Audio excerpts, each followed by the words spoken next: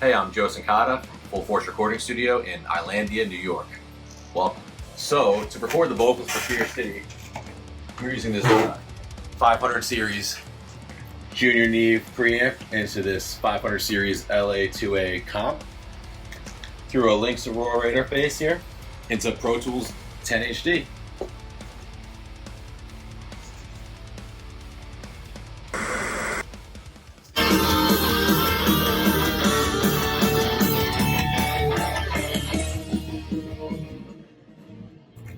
Underneath the street at night, faster now than before. A divine evil divine at 109, 191st, startled by the freaks behind, freaking out to a crawl. So Troy, how do you prepare for writing and recording in the studio? I just wing it. Not really. It takes a lot of effort initially for prepping the tracks before any lyrics are ever written. I create some kind of vocal mapping that is kind of like the groundwork or the framework of how the vocals will be executed, and then I think about what the topic of the song will be, and I just put the two together. Then we come into the studio and we bang it out, Sincata style.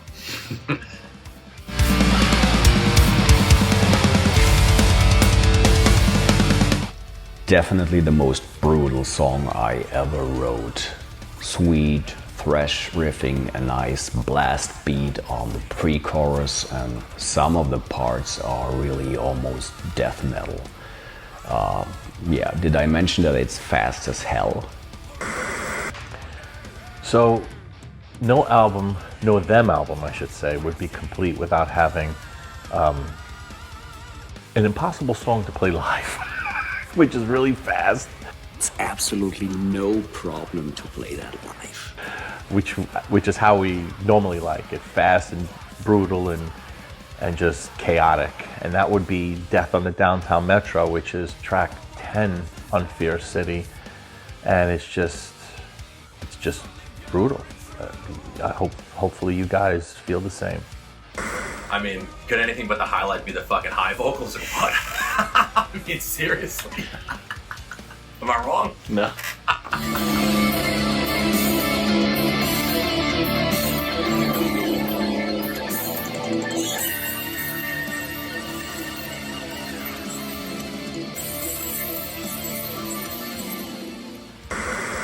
How do you warm up to sing in the studio? Or just to sing in general?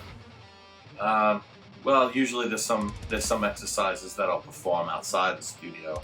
But when I come into the studio, we usually just run through the song for a certain amount, and then Sincata will figure out, hey, look, we're ready to go, we're warmed up, we're ready to go, and then we start banging out. Oh, we also drink Ciroc coconut.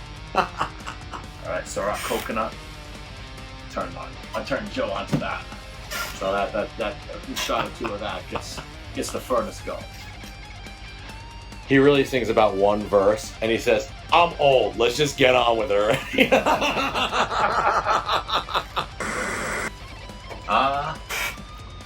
I'm gonna say down in bottles of Ciroc while we're getting serious work done. That's it's always a funny time.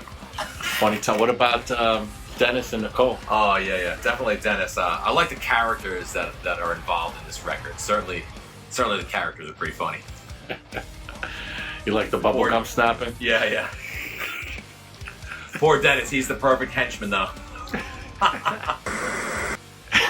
So Joe Sincata from Full Force in Islandia, New York. Tell me, what microphone did we use to record the vocals for Fear City? Neumann TLM 103. Very crisp. Gotta love it. Gotta love it. Peace.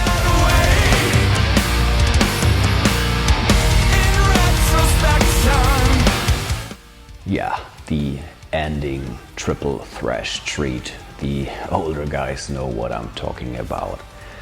An almost industrial-like sounding intro leading into a song with a lot of black metal riffs and a super sad and epic doom metal outro. I honestly don't think there are many bands on this planet who give you something like that.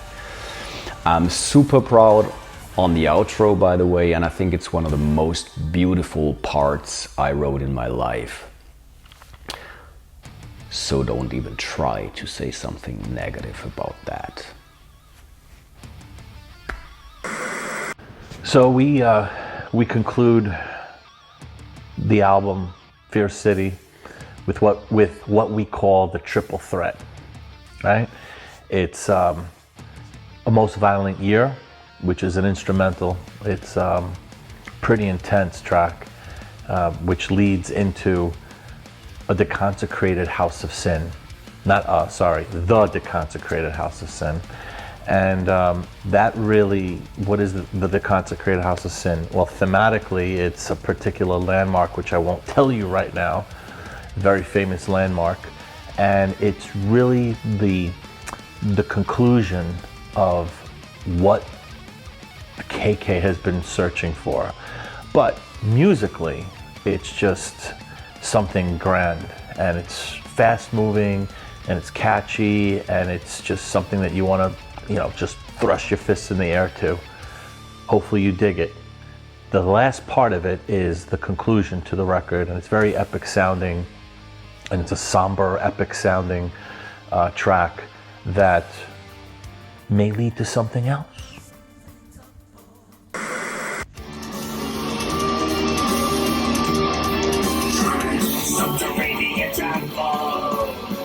Trail across the green, liquor down for what's the light, it sees through the night.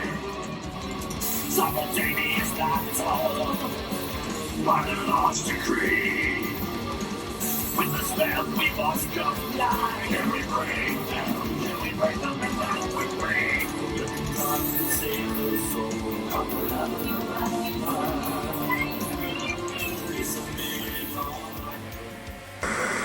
How long on average did each song take to record?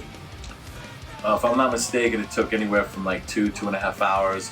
The 9-minute song, which we nicknamed the 9 Minutes into Hell, it took 3 hours, 3.5 hours, something like that. Surprisingly, I thought it was going to take more like 4 or 5 hours, but because Joe's behind the wheel, we just bang through everything. It's just great. A lot of fun with Joe. We have a great time, and he really knows his stuff. I'm riding this guy hard. Getting the work done. Finally, we're here. Hey, Master. Why, hello, my friend.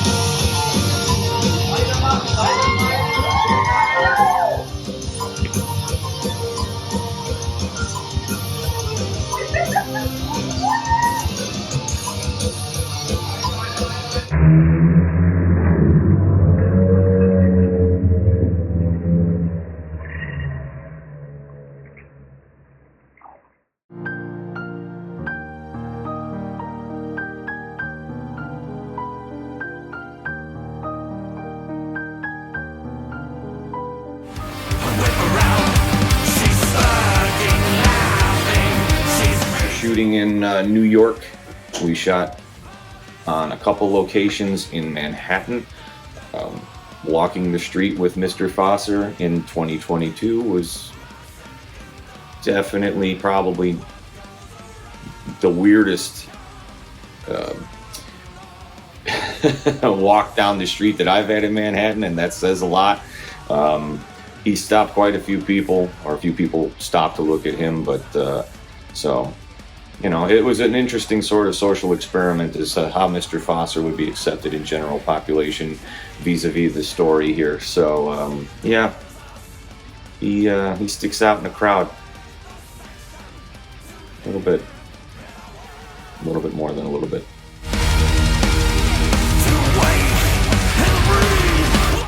In this case, it was fun to kind of treat the album, for me, a little bit like a film score. So for my contributions anyway, I did a little bit for like a John Carpenter kind of flair. If you know, you know. So if we're also pulling gimmick infringement on anyone else, John Carpenter is now on my my pile of influence / going to do everything I can to dial him in a little bit, because the interludes are a lot of fun for us on the dialogue pieces, and just like to bridge the gaps between songs. So regarding the Them's interludes that we have on various records is no different than what we have on this record. It's pretty much just to break up how the story flows. But this time it's a little different in the sense that there's tip of the hat to various elements of the 80s that made it the 80s, and we hope that you all will really enjoy some of the little Easter eggs that we threw in there.